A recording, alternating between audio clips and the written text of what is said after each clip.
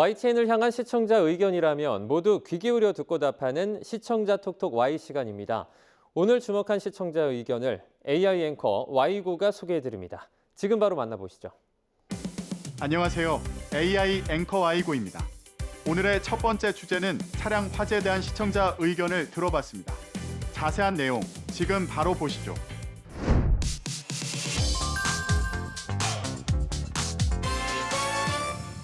쉬는 날이던 소방관이 터널에서 발생한 차량 화재를 목격하고 진화에 나섰습니다. 터널 안에서 차량 화재가 발생해 자칫 큰 피해로 번질 뻔했던 상황에 우연히 터널을 지나던 소방관이 화재를 진압했다는 소식을 담은 보도가 있었습니다. 네, 터널 한가운데 멈춰선 차량 위로 불길이 치솟고요. 주변은 검은 연기로 가득합니다. 이때 검은색 옷을 입은 남성이 머뭇거림 없이 터널 옥내 소화전이 있는 곳으로 뛰어오릅니다. 이렇게 소방호스를 꺼내든 남성, 곧바로 불이 난 차량으로 뛰어가서 물을 뿌립니다. 화면에 보이는 남성의 도움으로 불과 4분 만에 불은 꺼졌는데요. 신고를 받은 소방대가 도착하기도 전이었습니다. 노련한 소방관의 대처 덕분에 4분 만에 불길을 진압해 연기로 인한 대형 인명피해를 막을 수 있어 소식을 접한 시청자도 한시름 놓을 수 있었는데요. 이 보도를 통해 최근 차량 화재 사고 소식이 많은 것 같아 주목되는 부분이었는데 사고 발생 원인이나 운전자가 알아두면 좋을 예방책까지 짚어주면 좋겠다는 시청자 의견이 있었습니다. 시청자 톡톡Y에서 시청자에게 도움되는 보도를 위해 차량 화재 원인과 예방책에 대해 살펴봤습니다. 차량 화재 관련해 소방청은 봄철 차량 이동량이 증가함에 따라 관련 화재도 늘고 있다며 주의를 당부했습니다. 소방청에 따르면 최근 2021년부터 2023년까지 3년간 내연기관 차량 화재는 총 1933건인데요. 이 화재로 79명이 숨지고 430명이 부상을 입었습니다. 특히 화재 건수와 사망자는 해마다 증가하는 추세라고 하는데요. 내연기관 차량 화재 원인은 기계적 요인이 3,630건으로 가장 많았고 다음으로 전기 이용자 부주의가 뒤를 이었습니다. 장소별로는 일반 도로가 5,266건으로 제일 많았는데요. 이어 고속도로, 주차장 순으로 화재가 잦고 이외에도 터널 등이 있었습니다. 터널에서 불이 나면 대형 사고로 번질 수 있어 신속한 초기 대응이 무엇보다 중요한데요. 차량에 화재가 발생하면 엔진을 끄고 대피를 최우선으로 하되 진압 가능한 정도의 화재라면 터널 내 소화전으로 진압하는 것도 피해를 줄이는 방법 중 하나입니다. 예방 방법으로는 장거리 운행 전 엔진 오일 등을 확인해 차량 상태를 점검하는 것이 중요한데요. 또한 가스, 손 소독제, 라이터 등 화재 위험이 있는 물질을 장시간 차량 내에 비치하는 건 위험할 수 있으니 각별히 유의해야 하며 주유소 내 흡연 금지, 차량용 소화기 비치 등의 안전수칙을 준수해야 합니다. 다음으로 시청자 톡톡와의 두 번째 주제는 불법 도박에 대한 시청자 의견을 들어봤습니다. 어떤 내용을 담고 있는지 이어서 확인해 보시죠.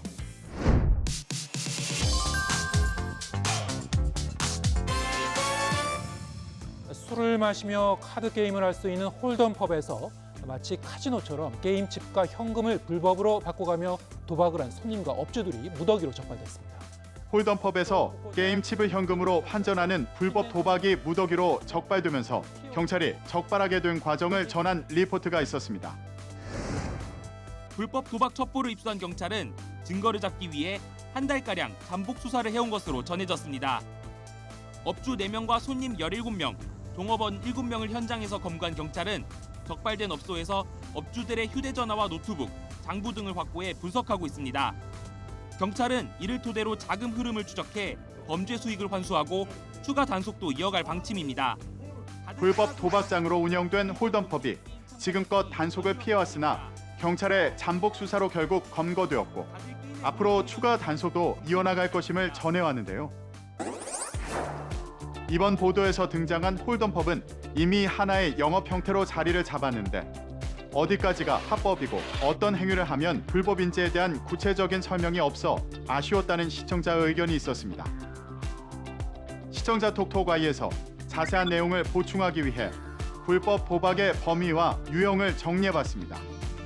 우리나라에서 불법 도박으로 규정하는 범위는 합법적으로 인정된 도박에서 금지 또는 제한하는 행위, 사행성 게임물을 이용해 사람들이 사행행위를 할 수 있도록 서비스를 제공하는 행위, 정보통신망을 통해 사람들이 사행행위를 할 수 있게 서비스를 제공하는 행위를 업으로 하는 것 등입니다.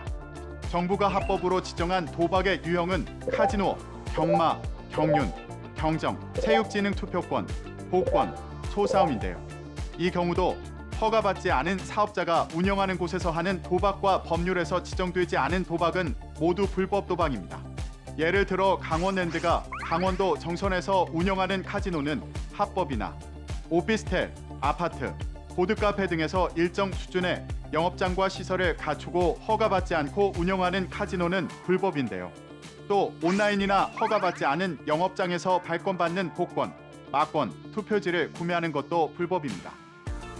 이처럼 허가 주체와 장소를 엄격하게 규제하는 것은 궁극적으로 불법적인 도박 행위의 확산을 막고 합법적인 도박을 엄격하게 관리하기 위함입니다.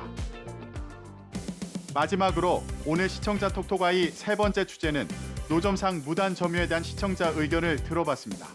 이어지는 내용도 지금 바로 만나보시죠.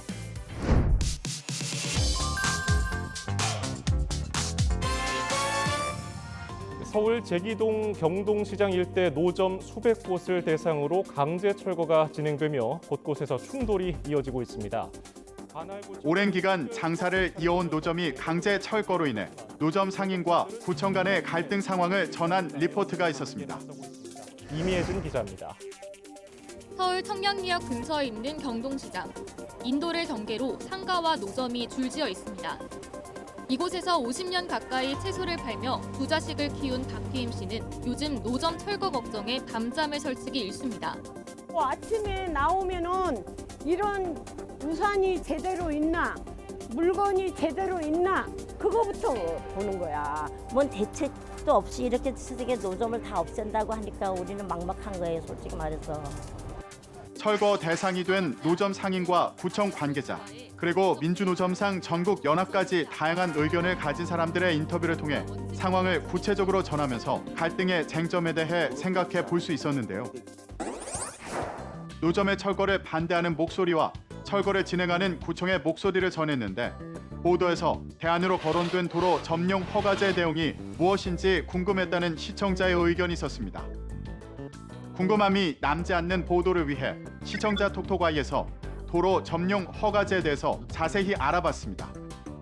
노점상 관리 제도인 도로 전용 허가제가 만들어진 건 지난 2018년입니다.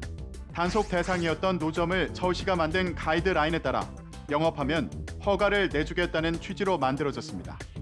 거리 가게 운영자는 도로 점용 허가 신청을 통해 도로 점용 허가증을 받아야 하고 직접 운영해야 합니다. 도로 점용 허가를 받고 가게 권리나 의무를 타인에게 전매 전대하거나 담보로 제공하면 안 되고 법률상 팔아선 안 될 물건을 판매하거나 유통하는 것도 금지됩니다. 거리 가게를 운영하면 도로 점용료를 내야 하는데요. 허가받은 면적을 초과해서 점용한 경우엔 과태료를 부과 징수하고 거리 가게 운영자는 1년에 한 번 이상 거리 가게 준수 사항 등에 대한 교육을 들어야 합니다. 설치 기준은 서울시 가로설계 관리 매뉴얼에 따라야 하는데 최소 유효보도 폭이점 5m 이상의 보도에 설치가 가능합니다. 버스, 택시 대기 공간의 양끝 지점으로부터 2m, 지하철 지하상가 출입구, 횡단보도 등으로부터 2.5m 이상 간격이 필요한데요. 최대 점용 면적은 가로 3m, 세로 2.5m 이하로 해야 하고 판매되는 보도의 고정에서는 안 됩니다. 또한 바퀴를 달거나 보도와 8cm 이상의 간격을 더 이동할 수 있어야 합니다. YTN 방송의 부족한 부분을 채우는 시청자 톡톡 Y 시간. 다음 주도 다양한 시청자 의견과 함께 돌아오겠습니다.